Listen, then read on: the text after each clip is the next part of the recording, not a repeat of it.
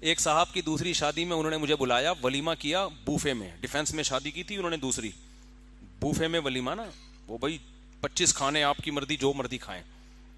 میں چلا گیا, میرے بہت قریبی دوست تھے, بڑے خوشی خوشی مل رہے ہیں نا ہر ایک سے, السلام علیکم میری شادی ہوئی ہے, السلام علیکم. مجھے پتا تھا کہ جب اس کی بیوی کو, ان کو بیوی کو پتا نہیں تھا سسرال کو, پہلے میں لوگوں سے کہہ رہا تھا یہ جتنا ابھی یہ چمک رہا ہے نا, یہ اس کی حالت دیکھنا ایک ہفتے بعد.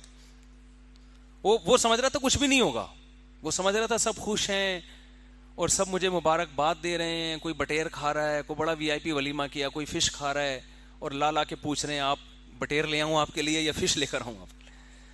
تو لوگ بڑی حسرت سے اس کو دیکھ رہے تھے, یار مفتی صاحب آپ کے بیان سن کے اس نے شادی کی اور دیکھیں کیسا چہرہ چمک رہا ہے. دولہا بھی بڑا تھوڑا ہینڈسم تھا, تو کیسا چہرہ چمک رہا ہے. میں نے کہا ابھی اس کو پتا نہیں ہے بیچارے کو اس کے ساتھ ہونے والا کیا ہے. یہ جتنی توقعات لے کے بیٹھا ہوا ہے نا کہ ری ایکشن ہوگا, اس سے 20 گنا زیادہ ہوگا ری ایکشن. اور یہی ہوا یہ کہ جب اس کا ولیمہ ختم ہوا, ہنسی خوشی زندگی کے جب دن شروع ہونے والے تھے نا اس کے گھر میں پتا چل گیا کہ جی محترم ایک اور شادی. اچھا اس نے شادی بھی کی طلاق یافتہ بچوں والی سے. جب اس کو پتا چلا ہے نا, 3 دن چھپنے کے لیے میں نے اس کو کمرہ دیا ہے یہاں پہ.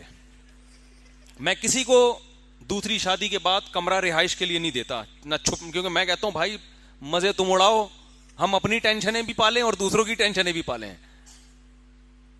بھائی ہماری اپنی ٹینشنیں کم ہیں, ہم ہر دوسرا شادی کرنے والی کی ٹینشن بھی ہم لیں, ہمارے اپنے تو نمٹنے دو ہمیں. تو اس نے کیا ہوا ہے کہ اس کا اتنا ری ایکشن ہوا بیچارے کے ساتھ, اتنا ری ایکشن ہوا کہ میرے پاس فون آیا, بھائی میں تو تباہ ہو گیا, برباد ہو گیا, میرے سالے کو کوما میں چلا گیا ہے. وہ 10 سال بعد کومے سے اٹھا تھا, اس کو پتا چلا کہ میں نے دوسری کی, واپس کومے میں چلا گیا. وہ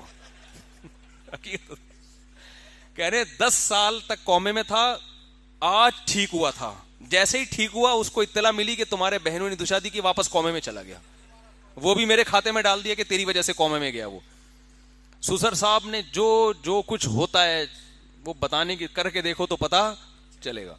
اتنا ٹینشن میں آیا ہے بیچارہ کہ مجھے فون کیا اس نے, مفتی صاحب میں بہت پریشان ہوں اور میں سوچ رہا ہوں کہ میں چھوڑ دوں, میں دوسری کو چھوڑ دوں یا کیا. میں نے کہا نہیں, دیکھو چھوڑنے والا کام نہیں کرو. اب ہر آدمی اس کو کوئی تسلی دے نہیں رہا, جس کے پاس جائے لوگ اسے کہتے ہیں کہ ہاں میں نے منع نہیں کیا تھا ہماری نہیں سنی نا, یہی ہوگا. تو مجھے اس کا وہ ولیمے کی جو چہرے کی مسکراہٹیں اور نور جو نکل رہا تھا نا, وہ یاد آ رہا تھا. اور میں نے کہا میں نے پیش گوئی کی تھی کہ یہ سارے جتنی بتیسیاں دکھا رہے ہیں نا ابھی یہ پتہ چلے گا جب گھر میں پتہ چلے گا اس. بالآخر جب بہت زیادہ بیچارے کی حالت, کیونکہ میری سلام دعا بھی تھی. اچھا ہاں سوری, میں نے اس کو ترغیب نہیں دی تھی دوسری شادی کی, یہ مجھے یاد آیا, میں نے کوئی ترغیب نہیں دی تھی, وہ انہوں نے خود سے کی تھی. خیر جی, وہ پھر میں نے کہا, میں جب بہت ہی حالت خراب ہو گئی نا, سگریٹ وہ پیتے نہیں تھے, سگریٹ شروع کر دی اس نے ٹینشن کے لیے. اور مجھے کہہ رہا تھا میں نشے کی طرف جا رہا ہوں. اب اتنی دباؤ, اتنی ٹینشن, کیونکہ اب غیرت مند آدمی کے لیے چھوڑنا بھی آسان نہیں ہوتا. وہ کہے گا یار کیسے چھوڑیں گے, لڑکی کے باپ بھائی کو کیا منہ دکھائیں گے ہم. تو کبھی کہتا ہے میں چھوڑنے پہ لگاؤں, دوسری کو طلاق دینے والا ہوں, کبھی کہتا ہے نہیں یار. تو میں نے اس کو بلا لیا, میں نے کہا ادھر آ جاؤ. اس کو میں نے کھلایا کھانا, انڈا موڑ لے گیا, میں ان کو کھانا کھلایا, ٹائٹ سے دودھ پتی پلائی. میں نے کہا دیکھ اس ٹینشن میں جینے کا اپنا مزہ ہے. میں نے کہا آپ اپنی بائک یا گاڑی کے پیچھے موسٹ وانٹیڈ لکھوا دو. میں نے کہا دیکھو بڑے بڑے دہشت گرد ہوتے ہیں جو موسٹ وانٹیڈ پتہ نہیں سینکڑوں لوگوں کو قتل کرنے کے بعد بنتے ہیں جا کے, اور اتنے ڈکیتیاں کی ہوتی ہیں پھر جا کے موسٹ وانٹیڈ بنتے ہیں. آپ بچپن میں ہی موسٹ وانٹیڈ, اور بڑے فخر سے بتاتے ہیں نا, وہ بڑے بڑے دہشت گرد ڈان بڑے ہوتے ہیں, علاقے کے بدماش بنے ہوتے ہیں. میں نے کہا گریبان کھولو, اب یہ بٹن بند کرنے کا نہیں ہے, بنیان کے بغیر کرتا پہنو, بال بکھیر لو تو, اور ایسے گھومو محلے کا بدماش آ رہا ہے کی ہے, جس نے جو اکھاڑنا ہے اکھاڑ لے. صحیح ہے نا, واقعی میں, آپ مذاق نہ سمجھیں.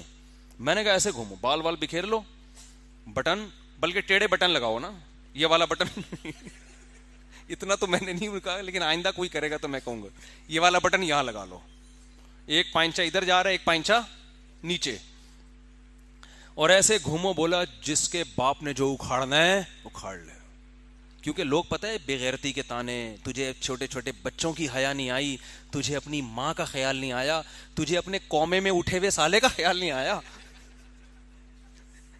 قومے سے اٹھے ہوئے سالے کا خیال نہیں. اب یہ دلائل کا جواب دے رہے تھے نا، نہیں میں ایسا نہیں ہوں ایکچولی، یہ نا دلائل سے جواب، ایکچولی اصل میں بیوہ عورتوں کا گھر بسانا بھی تو اسلام کا حکم ہے ایکچولی وہ.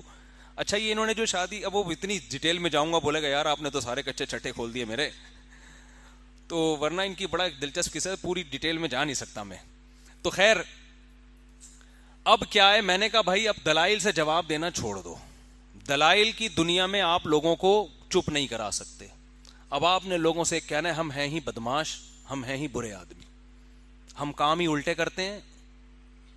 وہ سب کہیں گے نا تمہیں شرم نہیں آئی چھوٹے چھوٹے بچوں کے ہوتے ہوئے شادی کرتے ہوئے، بولے میں بے شرم ہوں، میں شرم لیس انسان ہوں. یہ شرم ورم ہوتی کیا ہے؟ بدماش اسی طرح بات کرتا ہے نا. ابے کوئی ڈاکو آیا کہ تمہاری کنپٹی پہ بندوق رکھے اور بول پیسے دے آپ کو، تمہیں شرم نہیں آتی، وہ کیا کہے گا؟ شرما کے چلا جائے گا واپس. کیا خیال ہے؟ بولے گا میں نے تیرے سے مشورہ نہیں مانگا، پیسے مانگے ہیں، پیسے دے. تو دوسری شادی بھی کام بدماشی والا ہے. یہ تمیز سے بعض کام ہوتے اچھے ہیں مگر معاشرے نے اس کو بدماشی بنا دیا ہے. اگر آپ دلائل دینے پہ آ گئے تھی، ایکچولی دیکھیں وہ مفتی صاحب کا میں نے بیان سنا تھا، وہ ایکچولی عورتیں زیادہ ہیں مرد کم ہیں، یہ بیچاری بیوہ کہاں، یہ بیوہ اگر تمہاری بہن ہوتی تو بھی تم اسی طرح ری ایکشن کر رہے ہوتے. دلائل سے بات سمجھ میں اس وقت کم از کم نہیں آئے گی. تو میں نے کہا بھائی اس کا طریقہ یہی ہے کہ آپ گریبان الٹے سیدھے اور شلوار کے پینچے یوں بال بکھیر لو اور ایسے مونچھے بڑھا لو اور ایسے بدماشوں کی طرح گھومو، اور جب کوئی کہے یار یہ دیکھو اس بیچارے کو ترس نہیں آیا اپنے چھوٹے چھوٹے بچوں پہ، تو بولو بھائی یہ ترس ورس دل نام کی کوئی چیز میرے سینے میں نہیں ہے. ٹھا ٹھا ٹھا. یہ تو زیادہ ہو جائے گی. وہ جب میں نے 10-15 منٹ ان کو یہ تقریر کی نا، کہہ رہے خدا کی قسم اتنا سکون ملا ہے بتا نہیں سکتا. کہہ رہے میری ساری ٹینشن کیا ہو گئی، ختم، ساری ٹینشن ختم. واقعی ان کے چہرے سے لگ رہا تھا ان کو ریلیکس، تو ریلیکس ہو گئے. ریلیکسنگ کا چٹکلا سنا ہے ایک سردار جی سے، وہ سردار جی بھی سن رہے ہوتے ہیں یار آج کل. سردار جی سے پوچھا آر یو ریلیکسنگ؟ اس نے کہا نہیں، I am Ranjit Singh, I am not relaxing. تو وہ کہہ رہے میں کیا ہو گیا، انہوں نے بتایا ایسا. میں نے کہا یار بس کیا ہے تو کیا ہے، بھاڑ میں جائے، جس نے جو اکھاڑنا ہے اکھاڑ لے. کیا مار دیں گے نا تو مار دیں، شہادت ہورے مل جائیں گے اس کے بدلے میں آخرت میں. تو وہ بڑے پھر بھی گھر نہیں گئے وہ. تو میں نے کہا ابھی فی الحال آپ گھر نہ جائیں، اس لیے کہ جو تھوڑی آپ کو سکون ملا ہے نا الٹی باتیں کر کے، تو وہ پھر دوبارہ سے وہی. تو میں نے کہا کہ اب آپ ایسا کریں کہ آپ کے سسرال والے بولیں گے آدھا داماد تھا اب آدھے سے بھی گئے. وہ آدھا داماد شیر ہونے پر اتنی تکلیف ہے، تو اب آپ ان کو یہ شو کراؤ پورا داماد مارکیٹ سے کیا ہو گیا ہے، شارٹ. نمبر بند کر دو. اب وہ بیچارے فون کر رہے ہیں کہاں گیا کدھر گیا. اب وہ نا ان کو غم، ابے اتنی حالت میں کہیں خودکشی تو نہیں کر لی اس نے، کیونکہ اس کی حالت ایسی ہو گئی تھی کہ لگ رہا تھا یہ مر جائے گا. تو وہ ٹینشن میں بھائی کہاں ہیں. تو میں نے کہا جب بہت زیادہ ان کو فکر ہو جائے نا کہ بندہ ہی نہ شارٹ ہو گیا، تو پھر بولے میں ایک منحنی سی آواز نکالو میں زندہ ہوں، یہ نہیں بتانا یہاں پر ہوں، ورنہ میں نے کہا جو تمہاری حالت ہے پھر میری یہ حالت ہو جائے گی حقیقت. اور تمہاری تو شادی ہوئی ہے، تم پہ تو یہ حالت سوٹ کرتی، میرے تو کچھ بھی نہیں ہوا، میں کیوں غم تمہارا اٹھاؤں بھائی. تو میرا نہیں بتانا. اور میرے پاس کوئی آتے بھی نہیں ہے اس طرح، کہیں کوئی بھی دوسری شادی میں بندہ غائب ہو جائے تو میرے گھر تلاش کر رہے ہو آ کے کہاں گیا. وہ تو اپنے پرانے دوست تھے، وہ اتفاق سے، اور وہ حالت بھی ان کی مرنے والی ہو گئی تھی.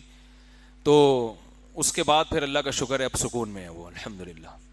تھوڑا سا کاکڑ دن نہ ہوا، الٹ پٹانگ ہوا، اب کیا ہے، اب سکون میں آئے ہوئے. تو یہ ہوتا ہے، صحیح ہے نا. تو یہ جو دولہا کے ہار پھوٹ ڈالے جا رہے ہوتے ہیں نا دوسری شادی پہ، تو اس سے آپ حسد کا شکار نہ ہوا کریں کہ ہائے کتنا خوش قسمت ہے، کچھ پتہ نہیں آگے ہونے والا کیا ہے اس کے ساتھ.